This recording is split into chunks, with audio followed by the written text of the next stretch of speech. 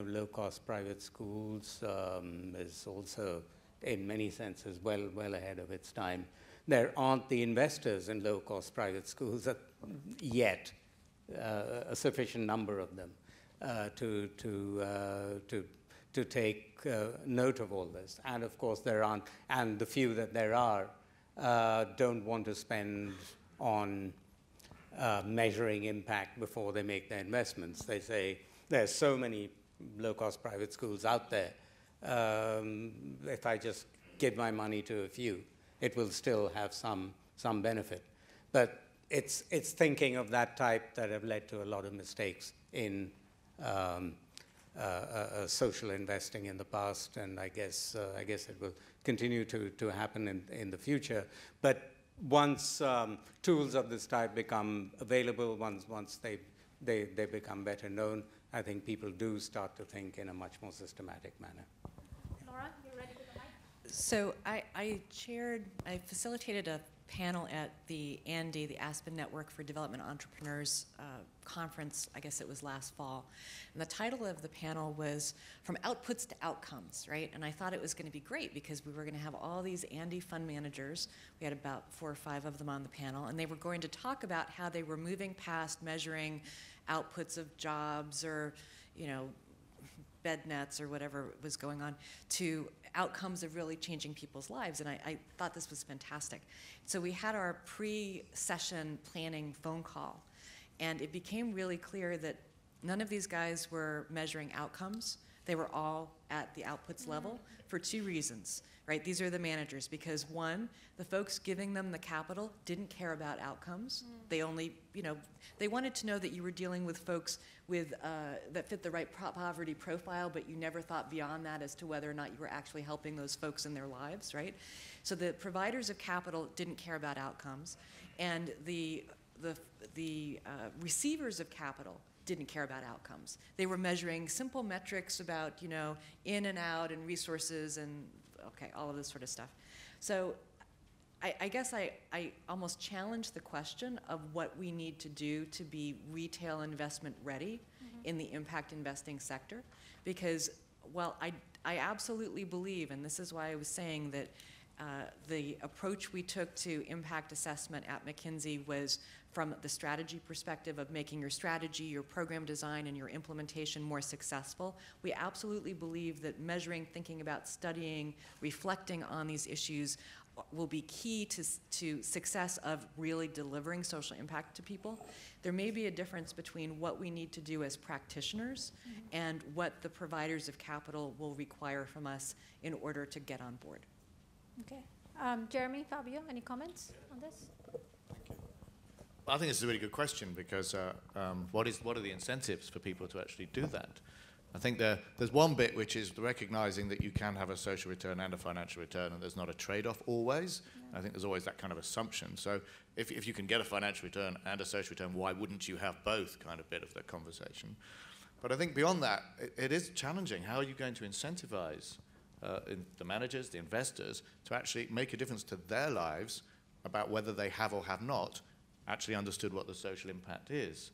And given that in financial markets, you work that out pretty quickly because you have more or less money yourself, what is that going to look like for the funds? Unless their own accountability structures are demanding it of them.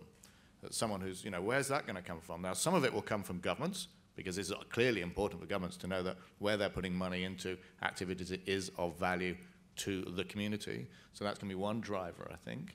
I think the other one is that we can do, which kind of simple thing, is I think we should be rating investment funds. You know, we have investment funds in the private markets all listed. We can put our money in the best one as a kind of, you know, one of the masses in that investment market.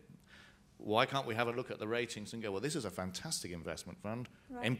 Impact investing fund, and this one's not so good, because that will drive performance because people respond to those kind of things. So that's my kind of something we could do relatively quickly. Right, right. That'll be the dream, huh? That's what we're all working towards. Fabio, what do you think? Just a couple of comments. The first one on terminology, because I think it's quite important. I mean, we use the word impact, outcome, a lot of different words, but in the same way, but are completely different. So, for example, impact it's something that should be different. It's much more hard to prove. You need control group. So it's something that is much more complicated. I think it would be important to clarify the different words, what means, what they can mean, and what they imply in terms of measurement. It's a question of clarity and would make things easier to communicate. Another comment that I can make is that when you deal with investors, there is an issue related to simplicity. So you have to really make things simpler in order to communicate what you are doing also in terms of outcome, impact, whatever you want to call. So it's a big challenge for us that we are managing on one side the investment, on the other side the investors. How to be credible and also how to be clear and simple in what we communicate in terms of impact. And this is an important challenge that I can mention. Yeah. Good. It's very interesting. Once again, I think in terms of looking at the spectrum of what is needed out there, I think in terms of what people can embrace at a given time, what we have now in terms of, say, the impact, the understanding of the impact at a different level. And the reason I say that, it's very interesting here in Asia, with our investors, we see that they actually tell us outright they don't want to read reams of paper. They actually want something simple. They want something to the even effect that just say, give us a number or just give us one indication whether we should invest in this or not. They're having good impact, which is obviously for people like us, it's sacrilegious, but that's what they want. And as opposed to whereas we have investors when they're coming in from Europe, they want analysis after analysis after analysis. So it is very interesting where we are sort of sitting there, we're saying, okay, end of the day, we just want to get capital in to these organizations which are doing great work. I mean, what is our responsibility, to what kind of information should we be saying they need to see? So I think that's a challenge, that we work with. But I think in terms of, you would say in, us as a group, sort of our responsibility in taking the side of impact measurement to the next level, what should be done? I mean, is the answer standardization? I mean, I feel like it is, but obviously there are 5 of us with a different view. I mean, how do we take it to the next level? I mean, again, keeping in mind the resource constraint, people don't have thousands and thousands and thousands of dollars to do an impact assessment. That's one of the biggest things that comes up for us on the social enterprise side. Also keeping in mind the investors, they don't want to pay for that. So, and yet we're sitting here, we're saying you have to embrace this. So how do we deal with that challenge? So I would just kind of go back to this idea of fit for purpose, rigor within reason, and recognize that there are an array of tools that you can use that can help you do impact assessment within your organization or within your fund. And that you don't have to be wed to the most expensive, most long-term, most difficult to implement options. Part of the reason we put together the database of 150 tools, methods, and best practices was to illustrate that there are a whole range of approaches out there. You don't need to start from a blank piece of paper when you're figuring out how to do assessment within your organization. I'm very encouraged. There increasingly are sort of low-cost ways to do assessment versus a counterfactual. The Coalition for Evidence-Based Policy, which is based in Washington, they're focused more on social programs. They're less focused on impact investing, but they recently came out with guidance and information about low-cost randomized control trials, right? And while they love that gold standard of the RCT, they're very open to there being alternative measures as well. So I think increasingly there's work being done by the folks who would pass the academic rigor test, who are recognizing that in order to have assessment be used, it's got to be accessible, and they're trying to find ways to make it more friendly for folks who are not PhDs in evaluation and who don't have unlimited funding just to put into assessment. I think that's a good example, I think, of what we should be standardizing if you want, and it's not to get a standard, it is thinking about standardizing. The principle should be that we think about what would have happened anyway. But within that, there are a variety of different ways of doing that, and we need to do the one which is at an appropriate level of rigor. We can't all do randomized controlled trials and think that work, and it's been followed through in a number of governments now, is to think, well, we've got to do something, but let's do something reasonable. And it's becoming to the point where we all start to share what reasonable looks like. Then we slowly get standardization in the answer to the question as well. But we don't have to jump to that.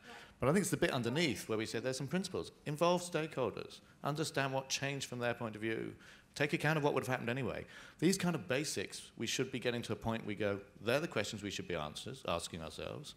Let's start to think through how much rigor we need in different situations to answer them. And then when we have decided that and we've got a metric, can we slowly start to think about how we might standardize that? But we don't have to jump because we need that kind of debate going on. But I think we need to get, the next bit is to get what I think is actually happening. There's a lot more convergence under the what are the basic questions pieces, getting more and more agreement, I think. I think the fact that we're having this conversation, I think, is a statement in itself. Fabio, any thoughts? No, yeah, I fully agree that it's still important to have variety. I mean, we still need to try different solutions, to investigate, to fix the framework. That for me is absolutely crucial. You're perfectly right. I mean, to have some common understanding, but then keep alive a kind of variety of the different systems. And the other things that I want to mention is that it's important to communicate that to measure impact, it's not only a nice thing that you can communicate to your investor and et cetera, but it could be really useful. So it's something that can help you to improve your operation in the case of the companies that are doing something. And this, I think, is a crucial message that has to be transmitted. And as I was mentioning before, perhaps the impact is not necessary in the short term, but in the medium term, I'm strongly convinced that the company and the organization that will perform well are the ones who are able to understand and track their impact. And that's why it's a kind of long-term competitive advantage to focus on these issues. Sanjay, any thoughts? Any last thoughts? I think involving stakeholders is a minimum requirement for any kind of impact assessment. But apart from that, I think fit for purpose is the right expression to use in this context. Impact. There's a range of impact measurement tools. You should use the best one that fits the needs of your particular investment. We can probably take one question. Okay. I saw him first, and then maybe we'll do another one. Quick one. Can you just identify yourself, and if you can direct it to maybe one person in the panel? Well, actually, I'd like to have a comment from as many of you up there. My name is Budi. I'm from Putra Sampurna Foundation in Indonesia. I'm managing a business school under foundation. In the first 2 years, the school is what I call the object of the impact, because the school provides a soft loan for the students. But starting this year, we also open for full-pay students, which I think another new role for the school, like a subject of the impact. So the first 2 years, we provide the loans like this to the underprivileged young people, and now we have to be also open for the full-pay students. The question is, this is what I call a dual role. Do you think there is a conflict or an impact, with this the second role in terms of measurement of the impact itself? Thank you. Who wants to take that? I don't think we can have all four of us answering it. Well, I guess I'd be curious as to whether you brought in the paying students because you were trying to be financially sustainable, or because you thought there would be some benefit to all of the students to mix together a set of students who needed the subsidy and those who could full pay. Because I could imagine that having that diverse student body would deliver a social impact for all involved. And maybe we can speak about it together after the session. Anything? Jeremy, do you want to? No? Okay.